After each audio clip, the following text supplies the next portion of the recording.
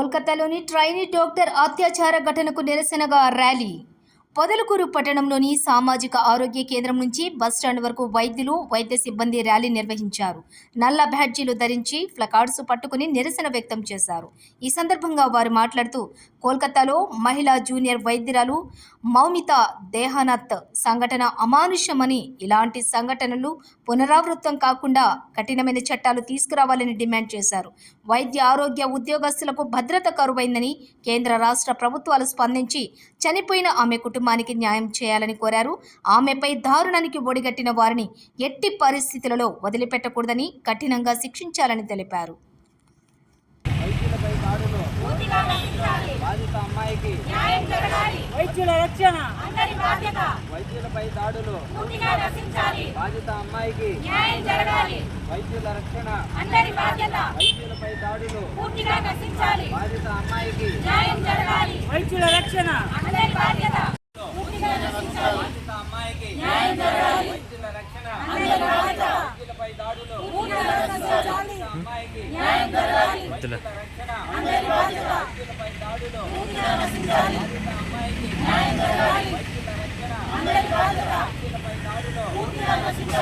తెలిసిన విషయమే. ఈ మధ్య కోల్కతాలో ఒక పీజీ రెసిడెంట్ ఆర్జీకార్ కాలేజ్లో జరిగిన ఒక అత్యాచారం.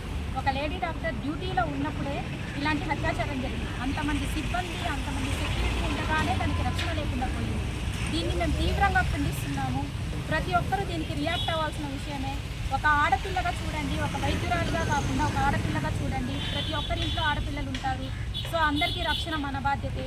సో ప్రభుత్వం దీన్ని తొందరగా స్పందించి ఆ నిందితులకి కఠినంగా శిక్ష వేయాలని కోరుకుంటున్నాము. మనకి స్వతంత్రం వచ్చి 78 సంవత్సరాలైంది, కానీ దేశానికి స్వతంత్రం వచ్చిందే తప్ప ఆడపిల్లలకి పూర్తిగా స్వేచ్ఛా స్వతంత్రాలు అనేది ఇప్పటికీ రాలేదు. అది ఎప్పటికైతే వస్తుందో అప్పుడే మన దేశానికి పూర్తిగా స్వతంత్రం వచ్చినట్టు మేమందరం భావిస్తాం. ఇప్పటికి కూడా ఆడపిల్లల మీద ప్రతిరోజు ఏదో ఒక దాడులు, లైంగిక దాడులు, అత్యాచారాలు జరుగుతూనే ఉన్నాయి, నిత్యం పెరుగుతూనే పోతూనే ఉన్నాయి. సో దీన్ని ఖండించాలి, దీన్ని తీవ్రంగా పరిగణలోకి తీసుకోవాలి. ప్రభుత్వాన్ని బాధ్యత ఇది. ప్రతి ఒక్కరికి రక్షణ కల్పించాలి. ప్రతి ఒక్క వైద్యులకి, ప్రతి రంగాలకి అందరికీ రక్షణ కల్పిస్తున్నారు. పొలిటీషియన్స్కి రక్షణ కల్పిస్తున్నారు, అలాగే సెలబ్రిటీస్కి రక్షణ కల్పిస్తున్నారు. కానీ 24/7 పనిచేసే వైద్యులకి, ప్రజాసేవ చేసే ప్రజలకు దగ్గరగా ఉండే వైద్యులకు మాత్రం ఎటువంటి రక్షణ లేకుండా పోతుంది ఈ రోజుల్లో. సో అందరూ దీనికి స్పందించి ఆ అమ్మాయికి న్యాయం జరగాలని మేమంతా కోరుకుంటున్నాము.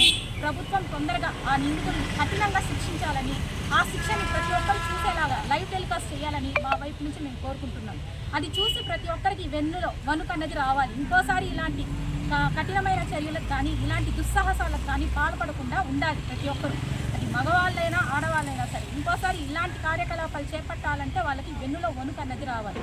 సో అంత దారుణంగా వాళ్ళని కూడా కఠినంగా శిక్షించాలని, ఆ అమ్మాయి పడిన బాధనే వాళ్ళు కూడా అనుభవించాలని కోరుకుంటూ మా అందరి తరపు నుంచి మా వైద్య బృందం ప్రతి డిస్టిక్లో, ప్రతి ఇండియా వైడ్ అందరం నిరసన జరుపుతున్నాము. ఆ అమ్మాయి ఆత్మశాంతి చేకూరాలంటే ఆ అమ్మాయికి తగిన న్యాయం జరగాలి. సో ఆ అమ్మాయికి న్యాయం కోసము ఆ అమ్మాయికి నిరసనగా మేమంతా నిరసన చేపట్టాము ఇవాళ. Thank you. మీ అందరి సపోర్ట్ మాకు కావాలని కోరుకుంటున్నాము. ప్రతి ఒక్కరూ బాధ్యతగా ముందుకు రండి. మహిళల్ని, ఆడపిల్లల్ని కాపాడండి. వాళ్ళు చదువుకోవడానికి ముందుకు వచ్చేలా చూడండి. ఇలాంటి దాడుల్ని తొందరగా ఆపేలాగా తీసుకోండి. దీని మీద కఠినమైన చర్యలు తీసుకోవాలని కోరుకుంటున్నాను. Thank you.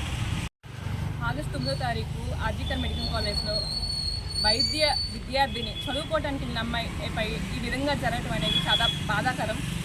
మనకి ప్రతి ఒక్క ఇంటిలో అమ్మాయి, ఆడబిడ్డ ఉన్న ప్రతి ఒక్కరూ దీన్ని రియాక్ట్ అవ్వాలి. న్యాయం జరిగేంత వరకు ప్రతి ఒక్కరూ పోరాడాలని కోరుకుంటున్నాను. ప్రజా సంఘాలు కానివ్వండి, తర్వాత నైట్ డ్యూటీ చేసే ప్రతి ఒక్క డిపార్ట్మెంట్ కానివ్వండి, ప్రతి ఒక్కరూ మన ఇంట్లో ఆడబిడ్డ ఎవరైతే ఉందో ప్రతి ఒక్కరూ వాళ్ళు రియాక్ట్ అయ్యి న్యాయం జరిగే వరకు పోరాడాలని కోరుకుంటున్నాము. Thank you.